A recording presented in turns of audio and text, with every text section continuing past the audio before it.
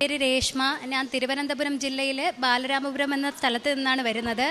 ഞാൻ ആദ്യമായി ഉടമ്പടി എടുക്കുന്നത് 2024 10-ാം മാസം 27-ാം തീയതിയാണ് ഞാനിവിടെ വരുന്നത്. ആദ്യമായി ഞാൻ കൃപാസന അമ്മയെക്കുറിച്ച് കേൾക്കുന്നത് എൻ്റെ അമ്മയ്ക്ക് സുഖമില്ലായിരിക്കുന്ന സമയത്താണ്. അമ്മ 10-25 വർഷം കൊണ്ട് അമ്മ കൈത്തറിയുടെ ജോലിയാണ് ചെയ്യുന്നത്. അമ്മയ്ക്ക് കൈ തേയ്മാനം, കാൽ തേയ്മാനം, നട്ടൽ തേയ്മാനം, അങ്ങനെ മൊത്തത്തിൽ പ്രശ്നങ്ങളും മെഡിസിൻ എല്ലാം കഴിച്ച് അമ്മയ്ക്ക് അവസാനം ഫിസിയോതെറാപ്പി എല്ലാം ചെയ്തിട്ടും അമ്മയ്ക്ക് ഒരു മാറ്റവും വരാതെയായി. അങ്ങനെ അവസാനം MRI സ്കാനിന് ചെയ്തിടുന്ന സമയത്ത് സർജറി വേണ്ടി വരുമെന്ന് പറഞ്ഞു. ആ ടൈമിനാണ് ഞങ്ങളുടെ വീട്ടിലോട്ട് ഒരു ആൻറ്റി വരുന്നത്. ഞങ്ങളുടെ വീട്ടിൻ്റെ അടുത്തുള്ള ഒരു ആൻറ്റിയാണ്. വീട്ടിൽ വന്ന് അമ്മയ്ക്ക് ഉടമ്പടി തൈലവും കാശുരൂപവും എല്ലാം തന്ന് ഞങ്ങളെ അമ്മയെ പ്രാർത്ഥിക്കുകയും എല്ലാം ചെയ്തു. എന്നിട്ട് എനിക്കും ഒരു കാശുരൂപം തന്നിട്ട് എന്നോട് പറഞ്ഞ്, മോളൊരു കാര്യം ചെയ്യുക, അമ്മയും കൊണ്ട് കൃപാസനത്തിലോട്ട് പോകണമെന്ന് പറഞ്ഞു. പക്ഷേ എനിക്ക് കൃപാസനത്തിൽ പോകാനായിട്ട് എനിക്കും അമ്മയ്ക്കും ഒറ്റയ്ക്ക് പറ്റത്തില്ല. കാര്യം എന്തെന്ന് വെച്ചാൽ അമ്മയ്ക്ക് ഇപ്പോൾ 1 മിനിറ്റ് നടക്കുകയാണെന്നുണ്ടെങ്കിൽ അമ്മയ്ക്ക് 2 മിനിറ്റ് ഇരിക്കേണ്ടി വരും. കാര്യം കൈ പിടിച്ച് കൊണ്ട് നടക്കാൻ മാത്രമേ പറ്റത്തുള്ളൂ. അമ്മയ്ക്ക് ജോലി ചെയ്യാനോ ഒന്നും പറ്റാത്ത അവസ്ഥയായിരുന്നു. അങ്ങനെ ഞാൻ ഓഫീസിൽ ഉള്ള ഒരു ചേച്ചിയുടെ അടുത്ത് പറഞ്ഞ് എന്നെ എങ്ങനെയെങ്കിലും ഒന്ന് കൊണ്ടുപോകുമെന്ന് ചോദിച്ചു. അങ്ങനെ ആ ചേച്ചിയും ആ ചേച്ചിയുടെ അമ്മയായിട്ട് ഞങ്ങൾ ട്രെയിൻ ബുക്ക് ചെയ്തു.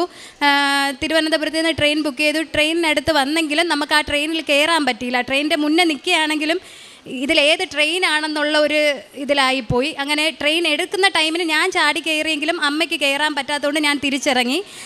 പിന്നെ ഞാൻ ഒരു ഹിന്ദുവാണ്. ആ ടൈമിന് എൻ്റെ അടുത്ത് അമ്മ പറഞ്ഞത് എന്തെന്ന് വെച്ചാൽ, നമുക്ക് പോകണ്ട മോളെ, നമുക്ക് മഹാദേവൻ എന്നെ പോവാൻ സമ്മതിക്കുന്നില്ല, നമുക്ക് തിരിച്ച് പോകാമെന്നാണ് എൻ്റെ അടുത്ത് പറഞ്ഞത്.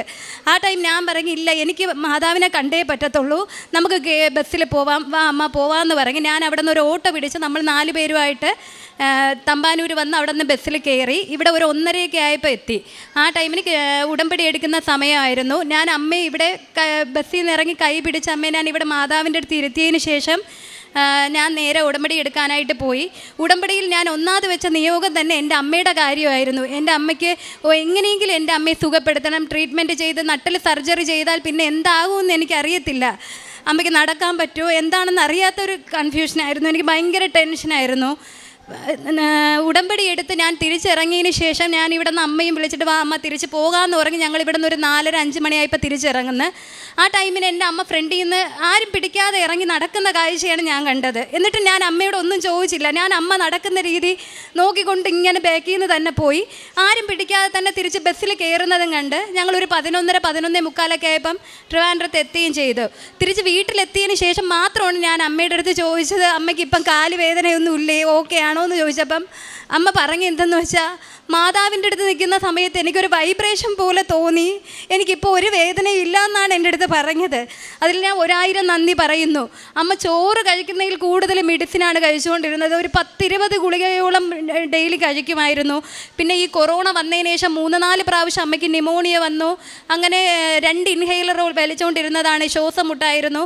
അതിനുശേഷം ഞാൻ ഈ ഉടമ്പടി എടുത്തതിന് ശേഷം ഒരു 1 വീക്ക് കഴിഞ്ഞതോടെ എൻ്റെ അമ്മ ഇന്ന് വരെ, ഈ ദിവസം വരെ ഒരു ടാബ്ലറ്റോ ഇൻഹെയിലറോ ഒന്നും വലിച്ചിട്ടില്ല. അമ്മ നല്ല രീതിയിൽ ഇപ്പം പഴയതിനേക്കാൾ ആക്റ്റീവായിട്ട് ജോലിക്ക് പോകുന്നുണ്ട്, എല്ലാം ചെയ്യുന്നുണ്ട്. പിന്നെ 4 വർഷം കൊണ്ട് എനിക്ക് ചുമ നിർത്താൻ പറ്റാത്ത ചുമയായിരുന്നു. എനിക്കിങ്ങനെ സംസാരിച്ച് ഫുൾ തീർക്കാൻ പോലും പറ്റത്തില്ലായിരുന്നു. എന്തെങ്കിലും സംസാരിക്കും പെട്ടെന്ന് ചുമ വരും, ഒരുമാതിരി ശ്വാസം മുട്ടായിരുന്നു. എത്ര മെഡിസിൻ കഴിച്ചിട്ടും എനിക്കും ശരിയാകുന്നില്ലായിരുന്നു. പക്ഷേ ഞാൻ ഇവിടെ വന്ന് പ്രാർത്ഥിച്ച് ഉടമ്പടി വസ്തുക്കൾ ഉപയോഗിച്ചതിന് ശേഷം എനിക്ക് ഇന്ന് വരെ, ക്ലൈമറ്റ് ചേഞ്ച് ആകുമ്പോൾ വരുന്ന പ്രശ്നമല്ലാതെ ഇന്ന് വരെ എനിക്ക് ഒരു പ്രശ്നവും ഉണ്ടായിട്ടില്ല. അടുത്ത് രണ്ടാമതായി ഞാൻ വെച്ച നിയോഗം എന്ന് പറയുന്നത് എൻ്റെ ഹസ്ബൻഡിൻ്റെ കാര്യമായിരുന്നു. കൊറോണ ടൈമിന് ബിസിനസ്സൊക്കെ പൊളിഞ്ഞ് മൊത്തത്തിൽ കടം 60-65 ലക്ഷത്തോളം കടം കയറിയാണ് പുള്ളിയെ ഗൾഫിലോട്ട് വിടുന്നത്. നാട്ടിലായിരിക്കുന്ന ടൈമിന് ബിസിനസ്സൊക്കെ പൊളിഞ്ഞപ്പോൾ നന്നായിട്ട് മദ്യപിക്കുമായിരുന്നു. ഗൾഫിൽ പോയിട്ടും അതേ അവസ്ഥ തന്നെയായിരുന്നു. സാലറി അയക്കുകയോ അങ്ങനെയൊന്നും ചെയ്യത്തില്ലായിരുന്നു. പക്ഷെ ഞാൻ ഇവിടെ വന്ന് പ്രാർത്ഥിച്ച് ഒരു 1 വീക്ക് പോലും ആയില്ല. അതിന് മുന്നേ തന്നെ പുള്ളിക്ക് അടുത്ത സൈറ്റിലോട്ട് വോൾട്ടാസിൻ്റെ കമ്പനിയിൽ ടെക്നീഷ്യനായിട്ടാണ് നിൽക്കുന്നത്. ഇപ്പോൾ വേറൊരു ആ ഉടമ്പടി എടുത്ത് 1 വീക്ക് കഴിഞ്ഞപ്പോൾ തന്നെ വേറൊരു സൈറ്റിലോട്ട് പ്രൊമോഷൻ കിട്ടി. പുള്ളി അതിനുശേഷം ഇന്ന് വരെ, ഈ നിമിഷം വരെ ഒരു തുള്ളി മദ്യം പോലും ഇന്ന് വരെ കഴിച്ചിട്ടില്ല. എനിക്ക് കറക്റ്റായിട്ട് എമൗണ്ടും കാര്യങ്ങളും എല്ലാം അയക്കുന്നുണ്ട്. അത് മാതാവിനോട് ഞാൻ വളരെയധികം നന്ദി പറയുന്നു. നന്നായിട്ട് എങ്ങനെ നോക്കിയാലും 8-9 വർഷത്തോളം മദ്യപിച്ചിരുന്ന ആളാണ്. പക്ഷേ ഇപ്പം ഒരു തുള്ളി പോലും കുടിക്കുന്നില്ല. കറക്റ്റായിട്ട് എന്നെ ഫോൺ വിളിക്കുക എല്ലാം ചെയ്യുന്നുണ്ട്. മുന്നേ ഫോൺ വിളിക്കുക ഒരാഴ്ച വിളിച്ച് കഴിഞ്ഞാൽ പിന്നെ 2 ആഴ്ച എന്നെ വിളിക്കത്തോ ഒന്നുമില്ലായിരുന്നു. ഇപ്പം എൻ്റെ കാര്യത്തിലൊക്കെ നല്ല ഇതായിട്ട് പുള്ളി എല്ലാ കാര്യങ്ങളും നോക്കുന്നുണ്ട്. കടബാധ്യതകൾ കുറേശ്ശെ കുറഞ്ഞു വരുന്നുണ്ട്. പിന്നെ അത് കഴിഞ്ഞിട്ട് കഴിഞ്ഞ മാസം വീണ്ടും വന്ന് ഞാൻ ഉടമ്പടി പുതുക്കുന്ന സമയത്ത്, കഴിഞ്ഞ മാസം 12-ാം തീയതി വന്ന് ഉടമ്പടി പുതുക്കുന്നു. ആ ടൈമിന് എൻ്റെ അമ്മയെ കൊണ്ട് ഞാൻ ഉടമ്പടി എടുപ്പിച്ചു. ആ ടൈമിന് എൻ്റെ ജോലിയിൽ പ്രശ്നമുണ്ട്. ഞാൻ 8 വർഷം കൊണ്ടൊരു കമ്പനിയിൽ വർക്ക് ചെയ്യണം. 2 വീലർ ഫീൽഡാണ്, ഫിനാൻസ് ഫീൽഡാണ്. പക്ഷേ 8 വർഷം കൊണ്ടൊരു കമ്പനിയിൽ വർക്ക് ചെയ്യുന്നു. പക്ഷേ എനിക്ക് അവിടെ പ്രശ്നങ്ങൾ വന്നു തുടങ്ങി. അതായത് എന്നെ കൊണ്ട് അവിടെ നിൽക്കാൻ പറ്റാത്ത അവസ്ഥയായി. ആ ടൈമിൽ ഞാൻ റിസൈൻ ഇടാൻ നിന്നപ്പോൾ എൻ്റെ ഓഫീസിലുള്ളവർ എന്നെ സമ്മതിക്കുന്നില്ല, റിസൈൻ ഇടാൻ പറ്റത്തില്ല, എന്നെ വേറെ എവിടെയെങ്കിലും മാറ്റാമെന്ന് പറയുന്നു. അങ്ങനെ നമ്മുടെ സിറ്റിയിൽ തന്നെ ഏറ്റവും വലിയൊരു ഷോറൂമാണ്, നന്നായിട്ട് വർക്ക് ചെയ്യാം, നന്നായിട്ട് എൻ്റെ ടാർഗറ്റ് എല്ലാം അച്ചീവ് ചെയ്യാൻ കണക്കിനുള്ള ഷോറൂമാണ് എനിക്ക് ആഗ്രഹമുണ്ടായിരുന്നത്. പക്ഷേ വേറൊരു കുട്ടി അവിടെ വർക്ക് ചെയ്യായിരുന്നു. പക്ഷേ പുള്ളിക്കാരിക്ക് ഒരു ആക്സിഡൻറ്റ് പറ്റി എന്നെ ഒരു 15 ദിവസത്തേക്ക് അങ്ങോട്ട് ആക്കിയതാണ്, ടെമ്പററി ആയിട്ട് എന്നെ ആക്കിയതാണ്. അതിനുശേഷം വേറെ എവിടെയെങ്കിലും ആക്കാമെന്ന് പറഞ്ഞ് ആക്കിയതാണ്. ആ 15 ദിവസം കൊണ്ട് ഞാൻ നന്നായിട്ട് ആ ഷോറൂമിൽ വർക്ക് ചെയ്തു. എന്നെക്കൊണ്ട് പറ്റുന്ന രീതിയിൽ ഞാൻ ടാർഗറ്റ്, ആരും അച്ചീവ് ചെയ്യാത്ത രീതിയിൽ ഞാൻ ടാർഗറ്റ് അച്ചീവ് ചെയ്യുകയും ചെയ്തു. ലാസ്റ്റ് 15ാമത്തെ വർക്കിംഗ് ഡേ ഞാൻ മാതാവിൻ്റെ അടുത്ത് പ്രാർത്ഥിച്ച് കരങ്ങിട്ടാണ് പോകുന്നത്. എൻ്റെ മാതാവേ, ഇന്നെൻ്റെ ലാസ്റ്റ് വർക്കിംഗ് ഡേ ആണ്, എനിക്ക് ഇന്നുകൂടി മാത്രമേ ആ ഷോറൂമിൽ എനിക്ക് വർക്ക് ചെയ്യാൻ പറ്റുള്ളൂ, ഇനി എവിടെയാണെന്ന് എനിക്കറിയത്തില്ല. പക്ഷെ ഞാൻ രാവിലെ ചെല്ലുന്ന ടൈമിന് എന്നെ GM ഇന്ന് വരെ എൻ്റെ മുഖത്തൊക്കെ വിളിക്കുകയോ ചെയ്തിട്ടില്ല ഈ 15 ദിവസം കൊണ്ട്.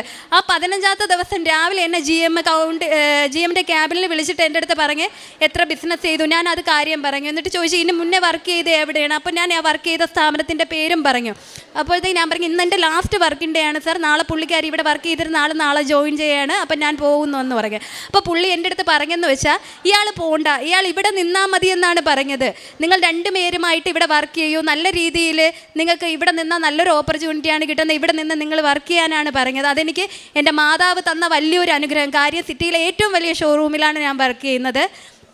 അത് കഴിഞ്ഞിട്ട് ഈ പുള്ളിക്കാരി, ഈ ആക്സിഡൻറ്റ് പറ്റിപ്പോയ പുള്ളിക്കാരിക്ക് ഞാനും കൂടി നിൽക്കുന്നതായപ്പോൾ പുള്ളിക്കാരിക്ക് ഭയങ്കര ഈഗോയുടെ പ്രശ്നങ്ങൾ വന്നു. അങ്ങോട്ടും ഇങ്ങോട്ടും പുള്ളിക്കാരുടെ സീറ്റ് പോകും, അങ്ങനത്തെ ഇഷ്യൂസൊക്കെ ആയിട്ട് ഞങ്ങൾ 2 പേരും പരസ്പരം അതിന് 8 വർഷം മുന്നേ വരെ ഞങ്ങൾ നല്ല കൂട്ടായിരുന്നതാണ്. പക്ഷേ ഈ ഇതിലോട്ട് വന്നപ്പോഴത്തേക്ക് പുള്ളിക്കാരിക്ക് എൻ്റെ അടുത്ത് ഭയങ്കര ദേഷ്യവും കാര്യങ്ങളായി, എൻ്റെ അടുത്ത് മിണ്ടേ ഒന്നും ചെയ്യത്തില്ലായിരുന്നു. ഞാൻ അങ്ങനെ ഭയങ്കരത്തിൽ വിഷമിച്ച് ഞാൻ രാത്രി വന്ന് പ്രാർത്ഥിച്ച് മാതാവിൻ്റെ അടുത്ത് കരങ്ങി പ്രാർത്ഥിച്ച് ഇനി എനിക്ക് പറ്റത്തില്ല, ഞാൻ നാളെ മുതൽ പോകുന്നില്ല മാതാവ്, എനിക്കിനി അവിടെ പറ്റത്തില്ല എന്ന് പറഞ്ഞ് ഞാൻ പ്രാർത്ഥിച്ച് കരഞ്ഞുകൊണ്ടിരിക്കുന്ന ടൈമിന് ഞാൻ പ്രാർത്ഥിച്ച സ്ഥലത്ത് എനിക്ക് ഫുൾ റോസാപ്പൂവിൻ്റെ സുഗന്ധമാണ് എനിക്ക് അനുഭവിച്ചത്. ഭയങ്കരത്തിൽ റോസാപ്പൂവിൻ്റെ സുഗന്ധമാണ് എനിക്ക് കിട്ടിയത്. ആ ടൈമിൽ ഞാൻ എൻ്റെ അമ്മയെ വിളിച്ചിട്ട് അമ്മ ഒന്ന് മേലിലോട്ട് കയറി വാ, എന്തോ എനിക്ക് ഭയങ്കരമാണ് അനുഭവപ്പെടുന്നു, ഒന്ന് വരാമോ എന്ന് ചോദിച്ച് അമ്മ വന്ന് നോക്കിയപ്പോഴത്തേക്ക് ഞാൻ ചോദിച്ചു അമ്മയ്ക്ക് എന്തെങ്കിലും സ്മെല്ല് ഇരിക്കുന്നുണ്ടോ എന്ന് ചോദിച്ചപ്പോൾ അമ്മ പറഞ്ഞ് കിട്ടുന്നുണ്ട്. പക്ഷേ അത് 1-2 സെക്കൻഡ് മാത്രമേ ഉള്ളൂയിരുന്നു. അപ്പോഴത്തേക്ക് തന്നെ അത് മാറി. അപ്പോൾ തന്നെ എൻ്റെ മാതാവ് ഏത് പ്രതിസന്ധിയിലും എന്ത് വിഷമഘട്ടത്തിലും ഞാൻ എന്ത് പ്രാർത്ഥിച്ചാലും എൻ്റെ കൂടെ തന്നെ ഉണ്ട്. പിന്നെ സുഖമില്ലാതെ കിടക്കുന്ന എനിക്കറിയാവുന്നവരുടെ അടുത്തൊക്കെ ഞാൻ പോയി പ്രാർത്ഥിച്ച് അവർക്ക് ഉടമ്പടി തൈലം എല്ലാം പുരട്ടാറുണ്ട്, അവർക്ക് വേണ്ടി പ്രാർത്ഥിക്കാറുണ്ട്, അവർക്ക് സുഖം കിട്ടുകയും ചെയ്തിട്ടുണ്ട്. എന്നെ കൊണ്ട് പറ്റുന്ന രീതിയിലൊക്കെ പ്രേക്ഷക പ്രവർത്തനം ചെയ്യുന്നുണ്ട്. പത്രങ്ങളൊക്കെ ഞാൻ എന്നെ കൊണ്ട് പറ്റുന്ന എല്ലായിടത്തും കൊടുക്കുന്നുണ്ട്. ഒരു ദിവസം പോലും മാതാവിനെ കുറിച്ച് പറയാത്ത ദിവസമില്ല. എനിക്കറിയാവുന്നവരുടെ അടുത്ത് എല്ലാ പേരെടുത്തും ഒരു ദിവസം 2 പേരെടുത്തെങ്കിലും എനിക്ക് കിട്ടിയ അനുഭവങ്ങൾ ഞാൻ പറഞ്ഞ് മാതാവിനെ കുറിച്ച് അവരുടെ അടുത്ത് പറയുമ്പോൾ അവർക്കെല്ലാം വരണമെന്നൊരു തോന്നലാണ്. ഞാൻ ഇന്ന് 16 പേരെയും കൊണ്ട് ഇവിടെ വന്നു, അതിൽ 8 പേര് ഇന്ന് ഉടമ്പടി ഇവിടെ നിന്ന് എടുത്തിട്ടുണ്ട്. അങ്ങനെ നല്ല രീതിയിൽ എൻ്റെ മാതാവും എൻ്റെ യേശുവും എന്നെ നല്ല രീതിയിലാക്കിയിട്ടുണ്ട്. ബൈബിൾ വായിക്കുന്നതൊക്കെ എൻ്റെ ആൻറ്റി തന്നു, ഞാൻ ബൈബിൾ വായിക്കുന്നുണ്ടെങ്കിലും എനിക്ക് കൂടുതൽ അറിയത്തില്ല എങ്കിൽ എന്നെ കൊണ്ട് പറ്റുന്ന രീതിയിൽ ചെയ്യുന്നുണ്ട്. ജപമാല ചൊല്ലുന്നുണ്ട്, എന്നെ കൊണ്ട് പറ്റുന്ന രീതിയിലെല്ലാം ഞാൻ നല്ല പോലെ ചെയ്യുന്നുണ്ട്. ഇനി എന്നും എൻ്റെ മാതാവും എൻ്റെ യേശുവും എൻ്റെ കൂടെ തന്നെ കാണും. ഇതിൽ എനിക്ക് ഇനി ഒരു മാറ്റം വരരുത് എന്നാണ് ഞാൻ ആഗ്രഹിക്കുന്നത്. എന്നും എൻ്റെ മാതാവ് എൻ്റെ കൂടെ കാണും. 86-ാം സങ്കീർത്തനം 1-2 തിരുവചനങ്ങൾ അരുളി ചെയ്യുന്നു. കർത്താവെ, ചെവി ചായ്ച്ച് എനിക്ക് ഉത്തരം അരുളണമേ. ഞാൻ ദരിദ്രനും നിസ്സഹായനുമാണ്, എൻ്റെ ജീവനെ സംരക്ഷിക്കണമേ. ഞാൻ അങ്ങയുടെ ഭക്തനാണ്, അങ്ങയിൽ ആശ്രയിക്കുന്ന ഈ ദാസനെ രക്ഷിക്കണമേ. അങ്ങാണ് എൻ്റെ ദൈവം. രേഷ്മ തൻ്റെ അമ്മയുമായി വന്ന് അമ്മയും ഉടമ്പടിയെടുത്തു. അമ്മയുടെ രോഗസൗഖ്യമാണ് നമ്മോട് പങ്കുവയ്ക്കുക. അമ്മ എത്രയോ വർഷമായിട്ട് 16-ാമത്തെ വയസ്സ് മുതൽ കൈത്തറിയിൽ ജോലി ചെയ്ത് തനിക്ക് വളരെയധികം ശരീരം മുഴുവനും വേദന, അതുപോലെ എല്ലുകൾക്ക് തേയ്മാനം, ഇതൊക്കെയായിട്ട് ചോറുണ്ണതിനേക്കാൾ കൂടുതൽ മരുന്ന് കഴിച്ചുകൊണ്ടിരുന്ന അമ്മയെന്നാണ് രേഷ്മ പറയുക. അതെല്ലാം ഇവിടെ വന്ന് മകൾ ഉടമ്പടി എടുത്തു. അമ്മയെ പരിശുദ്ധ അമ്മ ഈ അമ്മയെ തൊടുകയാണ്, തനിക്കൊരു അനുഭവമുണ്ടായി എന്നാണ് പറഞ്ഞത്.